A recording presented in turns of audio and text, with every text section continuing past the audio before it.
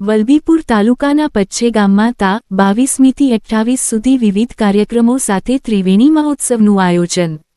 રમેશભાઈ ઓઝાના વ્યાસાસને શ્રીમદ્ ભાગવત કથા મહાવિષ્ણુયાગ.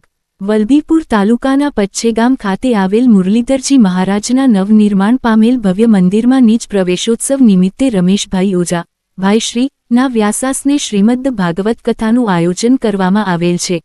કથાનો શુભારંભ તા 22 ફેબ્રુઆરી 26ના થશે અને કથાનું સમાપન તા 28/2/26ના થશે. કથાનો સમય સવારે 9 વાગ્યા કલાકથી બપારે 1 કલાક સુધી રહેશે. આ પાવનકારી કથાની સાથોસાથ સંતશ્રી લાલબાપુ ગદેવડ ની પ્રેરણા અને ઉપસ્થિત વચ્ચે 551 કુંડી મહાવિષ્ણુ યજ્ઞનું આયોજન કરવામાં આવેલ છે.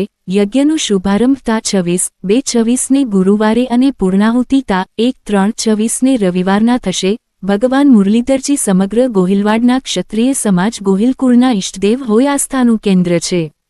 મુરલીધરજીનો ઇતિહાસ અને દંતકથા મુજબ ભગવાન શ્રીકૃષ્ણે પોતાના મુખમાંથી અર્જુનને આપેલી આ મૂર્તિ છે અને મહાભારત સમય સાથે જોડાયેલી છે. 551 કુંડી વિષ્ણુયજ્ઞ પપુ સંતશ્રી લાલબાપુ ગદેવડ ની પ્રેરણાથી અને વ્યસન મુકિતના ભાગ સ્વરૂપે જે વ્યક્તિ તમાકુ છોડશે તેને 551 ગાયત્રી મંત્રનું પુણ્ય અને તેમજ દારૂનું વ્યસન છોડનારને 1100 ગાયત્રી મંત્રનું પુણ્ય અર્પણ કરાશે.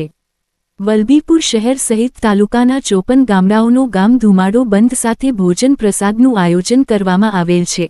આ ધાર્મિક કાર્યક્રમ અંતર્ગત તડામાર તૈયારીઓ ચાલી રહી છે. અખંડ ભારત ન્યૂઝ જિલ્લા રિપોર્ટર મહેશ ડાવરા રિપોર્ટ.